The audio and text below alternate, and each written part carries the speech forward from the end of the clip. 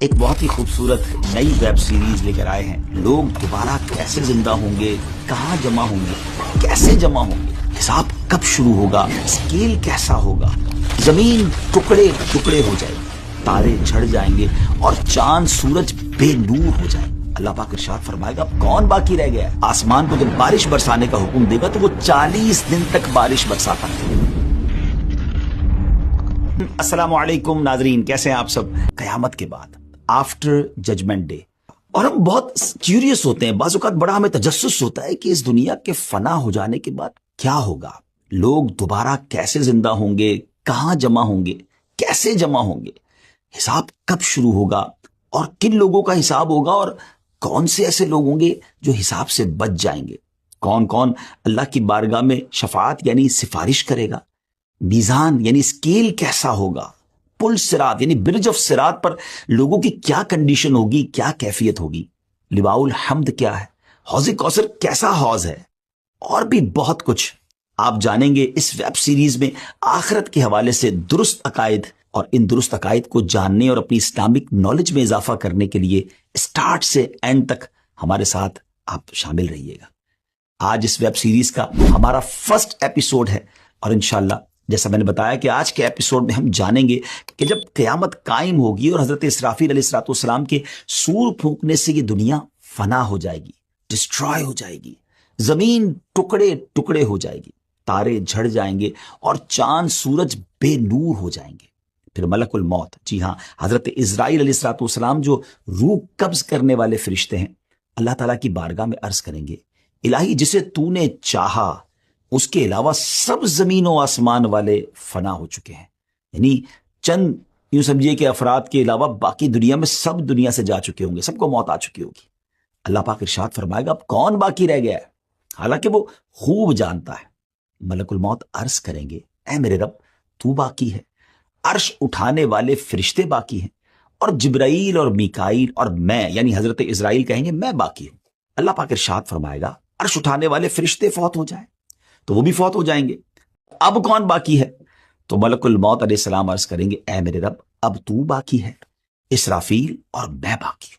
پھر رب عز و جل کے حکم سے عرش حضرت اسرافیل علیہ السلام سے سور لے لے گا, اور پھر ارشاد فرمائے گا اسرافیل بھی فوت ہو جائیں تو وہ بھی فوت ہو جائیں گے. اللہ پاک ارشاد فرمائے گا اب کون باقی ہے, ملک الموت علیہ السلام عرض کریں گے اے میرے رب تیری ذات باقی ہے جسے موت نہیں آنی, اے اللہ میں باقی ہوں. اللہ کریم ارشاد فرمائے گا تم بھی میری مخلوقات میں سے ایک مخلوق ہو, میں نے تمہیں جس کام کے لیے بنایا تم نے اسے دیکھ لیا, کیونکہ اب تو کوئی نہیں تھا نا جس کی روح قبض کر رہی ہے, تو ارشاد ہوگا اب تم فوت ہو جاؤ. چنانچہ ملک الموت علیہ السلام بھی فوت ہو جائیں گے, اب ایک اکیلا اللہ پاک باقی ہوگا. ناظرین اب رب تعالی سبحان اللہ, اب جو اللہ کی طرف سے ارشاد ہوگا نا, اگر اس کو غور سے سنے تو واقعی وہ گوز بمس یعنی رونگٹے کھڑے کر دیتا ہے. اب دنیا میں کوئی نہیں ہے, صرف رب تعالیٰ کی ذات ہے, اور وہ 3 بار یہ اعلان فرمائے گا, وہ ارشاد فرمائے گا, ایک کوسچن گویا فرمائے گا انا الجبار لمن الملک اليوم, میں جبار ہوں آج کس کی بادشاہی ہے. مگر nobody there to answer that question, اس دن تو کوئی جواب دینے والا نہیں ہوگا نا. پھر خود رب تعالیٰ جواب ارشاد فرمائے گا, اور کیا فرمائے گا للہ الواحد القہار, ایک اللہ کی بادشاہی ہے جو سب پر غالب ہے, یعنی سب کچھ فنا ہونے والا ہے اور سب کچھ فنا ہو جائے گا. اللہ اکبر. آج لوگ کر رو فر اور نما بعض اوقات تو جیتے ایسے جیسے مرنا نہیں ہے, لیکن یہ اعلان بتا رہا ہے کہ کوئی نہیں ہوگا, صرف رب تعالیٰ کی ذات ہوگی. اب کیا ہوگا, سب سے آخر میں جس ہستی کو موت آئے گی وہ مخلوقات کی روح قبض کرنے والے ملک الموت حضرت اسرائیل علیہ السلام ہے. اس کے بعد رب تعالیٰ اس زمین کو دوسری زمین سے بدل دے گا, آسمانوں کو بدل دے گا, اور زمین کو ایسے پھیلا دے گا کہ اس میں اونچا نیچا کوئی ٹیڑھا پن نہیں ہوگا, ٹوٹل اسٹریٹ زمین ہوگی.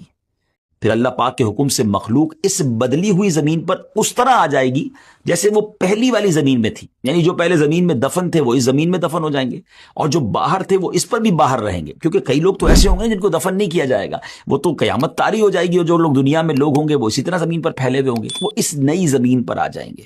یہ زمین بالکل اسٹریٹ ہوگی, اور ایسی اسٹریٹ ہوگی کہ زمین کے کونے پر بھی اگر کوئی رائی کا دانہ ہوگا تو وہ نظر آ جائے گا, ٹوٹلی اسٹریٹ زمین ہوگی.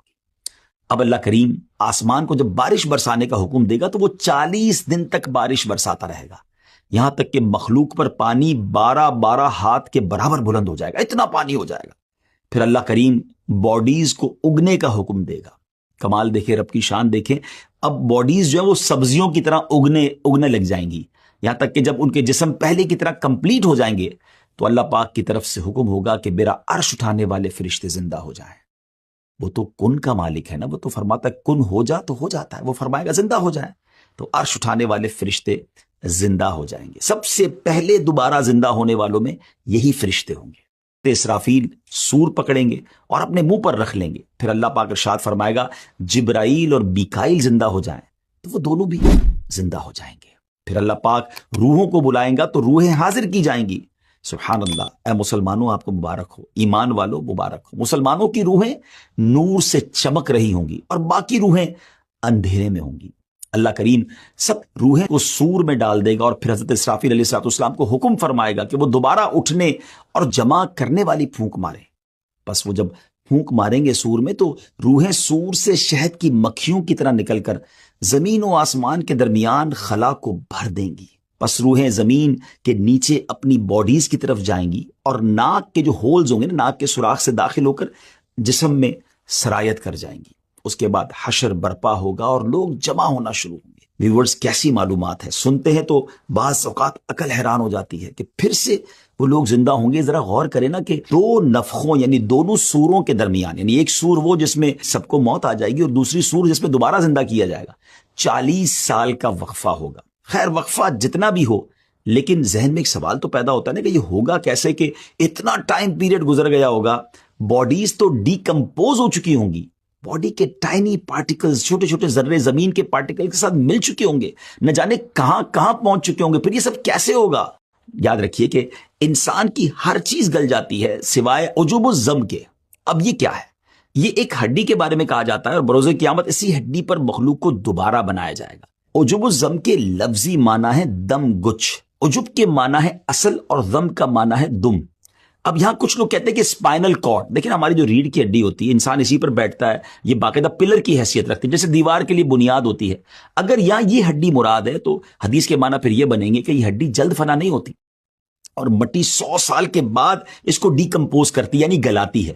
اور اگر اس سے مراد ہے اجزائے اصلیہ جو انسان کے جسم کی اصل ہے تو وہ کبھی نہیں فنا ہوتے، اور یہ ایسے باریک کمپوننٹس، ایسے باریک اجزاء ہیں جو مائکروسکوپ سے بھی دیکھنے میں نہیں آتے۔ عربی میں انہیں اجزائے لا یتجزا یعنی انڈیویزبل کمپوننٹس، یعنی سمجھے کہ یہ ختم نہیں ہوتے، انہیں کہا جاتا ہے۔ انسان چاہے جہاں بھی چلا جائے، جس بھی حالت میں ہو، مگر یہ کمپوننٹس ویسے ہی رہتے ہیں، حتیٰ کہ غذا اور خون میں بھی اجزاء شامل ہوتے ہیں۔ انہی اجزاء سے انسان پہلے بھی بنا تھا اور آئندہ بھی بنے گا۔ دیکھیں نا آج کل ڈی این اے کی بات ہوتی ہے، بالکل مرے ہوئے کتنا سال ہو جاتا ہے، بلکہ اب تو کئی سال پرانے ڈھانچے ملتے ہیں، تو اس کے میڈیکل کے بعد یہ پتہ چل جاتا ہے کہ اس کی عمر کیا تھی، موت کا سبب کیا تھا۔ تو جب اتنی ساری آج سائنس نے ترقی کر لی ہے جو 100 سال 200 سال بعد کے بعد ڈھانچوں پر تحقیق کر لیتی ہے، تو وہ تو خالق کائنات ہے۔ ان اللہ علی کل شیء قدیر۔ نبی پاک علیہ السلام کے ایک اور فرمان سنیے کہ کچے بچے سے لے کر بوڑھے تک ہر ایک کا بروز قیامت حشر ہوگا۔ حضرت اکرمہ رحمۃ اللہ تعالی علیہ فرماتے ہیں بلا شبہ جو لوگ سمندر میں ڈوب جاتے ہیں، پھر ان کا گوشت مچھلیاں نوچ لیتی ہیں، پھر ان میں سوائے چمکتی ہڈیوں کے کچھ نہیں رہتا، پھر سمندر کی موجیں ان ہڈیوں کو الٹا پلٹا رہتی ہیں، الٹتی پلٹتی رہتی ہیں تاکہ انہیں خشکی پر ڈال دیتی ہیں، پھر وہ ہڈیاں ایک عرصے تک وہاں پڑے رہنے کے سبب گل سڑ کر خستہ اور پارا پارا ہو جاتی ہیں۔ چنانچہ وہاں سے اونٹوں کا گزر ہوتا ہے تو وہ انہیں کھا کر چل پڑتے ہیں اور پھر مینگنیوں کی صورت میں نکال دیتے ہیں۔ اس کے بعد کچھ لوگ وہاں پڑاؤ کرتے ہیں اور ان مینگنیوں کو اٹھا کر ان سے آگ جلا کر انہیں بھی راکھ کر دیتے ہیں، پھر ہوا چلتی ہے اور اس راکھ کو زمین پر بکھیر دیتی ہے۔ اب ناظرین اتنا کچھ ختم ہو گیا، یعنی اتنی صورتوں میں وہ جسم بدل گیا، اب راکھ بھی ہو گیا، راکھ بھی اڑ گئی ہوا کے ذریعے، مگر اب کیا ہوگا جب سور پھونکا جائے گا نا، تو یہ راکھ ہو جانے والے لوگ اور قبروں میں دفن لوگ سب نکلیں گے، اللہ سب کو پھر باڈی کی شکل دے گا، ان میں روحیں داخل ہو جائیں گی۔ حضرت اسرافیل علیہ السلام بیت المقدس کی چٹان پر کھڑے ہو کر یہ اعلان کریں گے، اے گلی سڑی ہڈیوں، ٹکڑے ٹکڑے ہو جانے والی کھالوں اور بکھرے ہوئے بالوں، اللہ پاک تمہیں حکم دیتا ہے فیصلہ کر دینے والے حساب کے لیے جمع ہو جاؤ۔ اب آئیے ہم کچھ اور آگے چلتے ہیں۔ اب یہاں ایک اور بات سمجھنی کہ اجسام جیسے دنیا میں تھے نا، ویسے ہی اپنی رنگ اور اوصاف کے ساتھ، کوالٹیز کے ساتھ دوبارہ لوٹائے جائیں گے۔ یعنی بے شک ہزاروں سال ہو گئے قبر میں، لیکن جب وہ اٹھیں گے تو رنگ و نسل بھی وہی ہوگی، ان کے اوصاف بھی وہی ہوں گے۔ اور قبروں سے اٹھانے کے بعد جو سور پھونکا جائے گا نا، وہ کافی طویل آواز ہوگی۔ اس سور کا ابتدائی حصہ لوگوں کو زندہ کرنے کے لیے ہوگا، اور بعد والا حصہ انہیں قبروں سے نکالنے کے لیے ہوگا۔ چنانچہ سور کا وہ حصہ جو انہیں زندہ کرنے کے لیے ہوگا، اسے تو وہ نہیں سن سکیں گے، البتہ سور کا وہ حصہ جو انہیں قبروں سے نکالنے کے لیے ہوگا، وہ اسے سنیں گے، لسن کریں گے۔ روایت میں آتا ہے کہ قیامت کے دن لوگ اپنی اپنی قبروں سے بغیر لباس کے، ننگے پاؤں اور بغیر خطرہ کیے ہوئے اٹھیں گے۔ someone will be no foot, someone will be on foot, someone will be on ride۔ کوئی پیدل ہوگا، کوئی سواری پر ہوگا، کوئی سواری پر اکیلا ہوگا، کسی پر 3، 4 یا 10 افراد بھی ہوں گے۔ جو نان بلیور ہوں گے، غیر مسلمین ہوں گے، انہیں تو میدان محشر لے جانے کے لیے کسی کو ملائکہ گھسیٹ کر لے جائیں گے، اور کچھ لوگوں کو آگ جمع کرے گی۔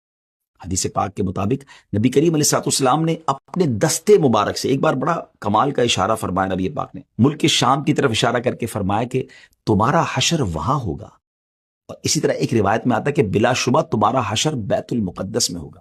تو ان حدیثوں سے یہ پتہ چلتا ہے کہ جو محشر کا میدان سجایا جائے گا نا، وہ بیت المقدس کے قریب، یہ پورا ملک شام ہے نا، اب اس کی بائفرکیشن اب آج کل ہو گئی ہے، لیکن یوں سمجھ لیجئے کہ بیت المقدس کے قریب جو ہے یہ پورا میدان محشر سجایا جائے گا۔